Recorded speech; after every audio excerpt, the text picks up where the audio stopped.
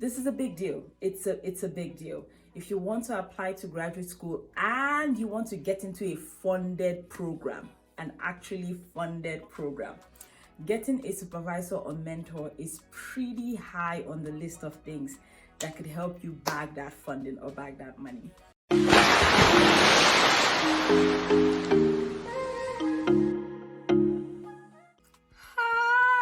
Welcome back to Winie Student World. My name is Winie.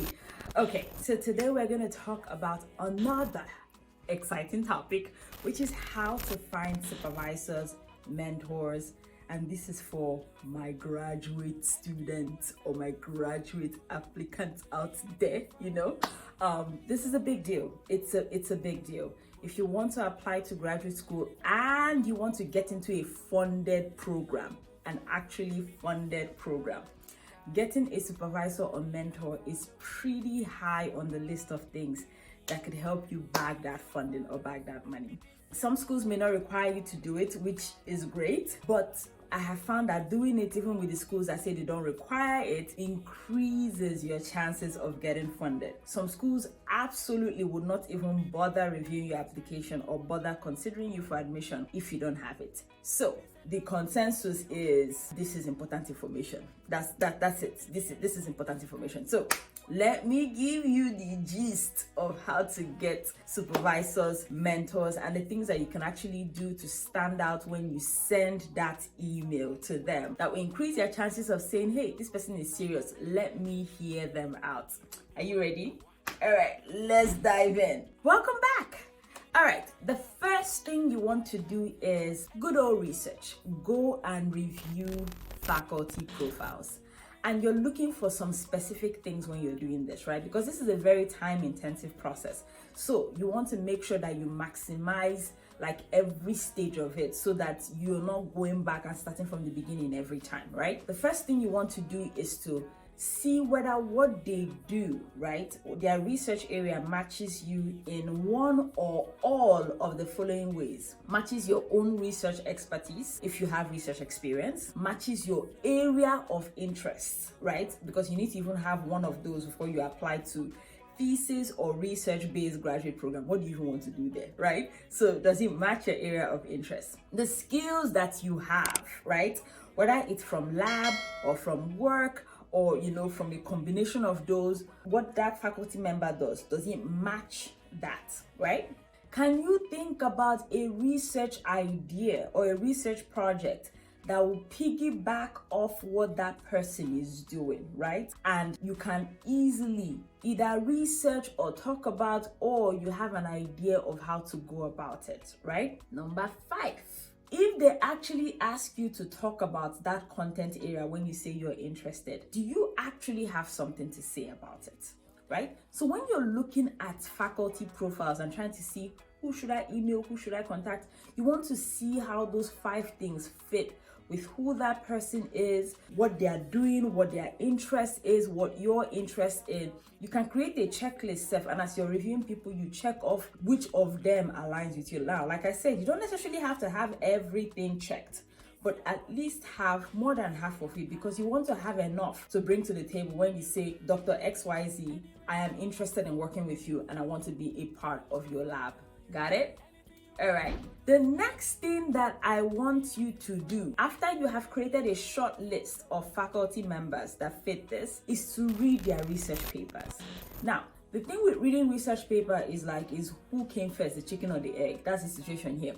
Because you could read research papers and from research papers identify potential mentors or potential universities you want to apply to, right? This is for people who are already reading research papers, already part of what they do. If you're not in that group, you probably come from the other side where you identify the faculty member, identify their areas of interest where you align those things that I talked about, and then you go read their papers. Why is Winie asking you to read their papers? You want to know what in the world you're talking about when you say you are interested in that research area, right? Not all of us are blessed to come from countries where there's actually active, current, meaningful research going on, right? And so chances are a lot of those things may be initially very confusing, or like, what is this? Especially wet lab, research or experiences. So taking the time to read their papers and see what they do helps you start to get some kind of foundational knowledge on how to approach this person and what to talk about. Because in that email, you have all of 5 minutes to capture, or even less, to capture the interest of this person, and you don't want to blow it. Got it? Okay. The next thing you want to do, especially for people who have websites or who have a list on the school's website of past graduate students, current graduate students, you want to review what they did. What exactly did they do when they were working with this person, right? What did they do as part of the person's research team or as part of the person's lab? Why are you looking at that? Because when you're going there, you want to be able to say, another reason I'm interested in doing XYZ is because I know Winie. Winie is a part of your lab, or I have read about Winie's work and she's a part of your lab. And this thing that she did is similar to what I want to do based on XYZ factors.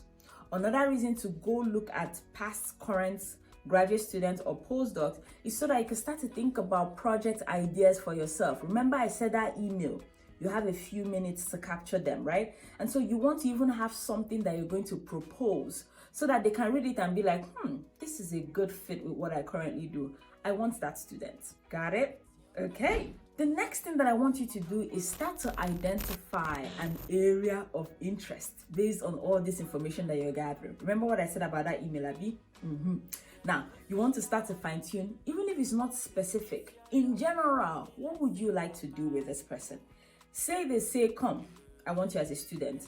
What is an area that you want to explore? Like I said, it doesn't have to be very narrowed down, but you have to at least come within a certain vicinity of, based on all this information that I have collected, this is what I would like to do with you. The next thing you want to do, which is very important, is to identify what you bring to the team, right? Remember, I talked about how you have to look at 5 things when you're reviewing the faculty profile.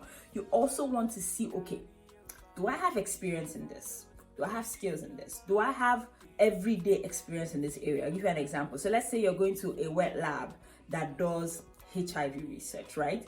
But your experience so far has been in the public health kind of scene, right? That's not bad.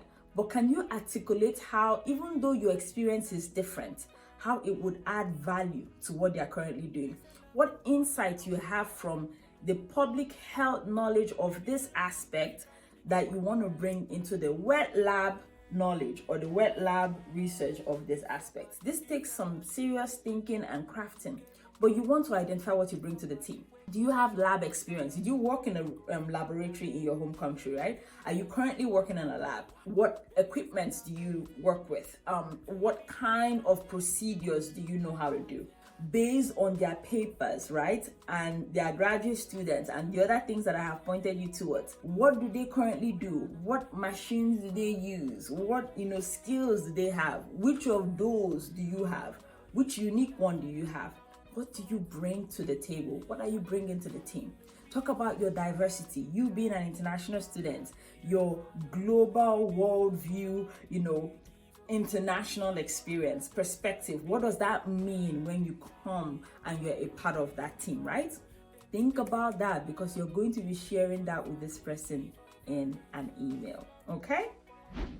The next thing you want to do is craft an email with just enough information, almost like you're watering their appetite. Do not go and write a thesis or a dissertation and send to this person, or a 2-page email, right? Nobody has that time. You want to write an email where you almost list this as bullet points. Hey, Dr. XYZ, my name is Winie Adebayo. I am excited to, send you this email and share my interests with you. I am interested in studying in this area. I am a graduate from, XYZ place with this degree. This is what I have been doing with my time. These are some of the skills that I have. I'm particularly interested in your area of research based on my own training and experiences in this, and I am passionate about XYZ, and I would like to talk to you about my interest in working with you and potentially doing research in that place that you have identified or that area of interest that you have identified.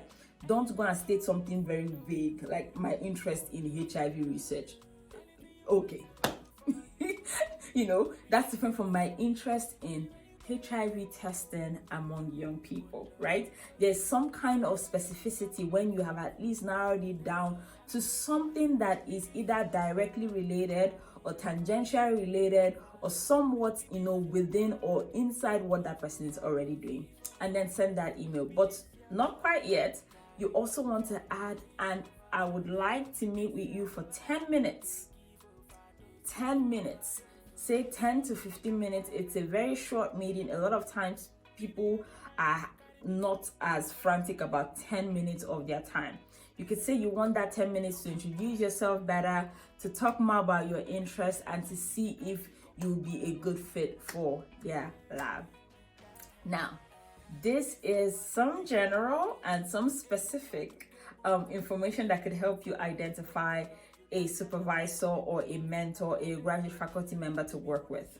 Now, this may not work the first time around. It may not even work your first few emails, but you will get better the more you do it and the more you take your time to get to know people. And the knowledge that you're going to gain from doing this personal research on the back end is not going to be a waste. Because if that person says, hey, I want to interview you, or I want to talk to you, right? Even if you didn't know anything about the area before, the time you have spent building your knowledge, building yourself, preparing to talk about this area would make you blow the whole interview out of the water.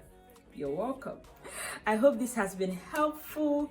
Please share your questions, your thoughts, your comments below. I want to read them and I want to respond back to you. If you haven't already, follow us on all our social media platforms, and they are currently floating on the screen. Also go to our website and subscribe to our newsletter and get information on scholarships, immigration news, school features, tips, resources, as we always share. Until I come your way again, you take care, and I'll see you in my next video.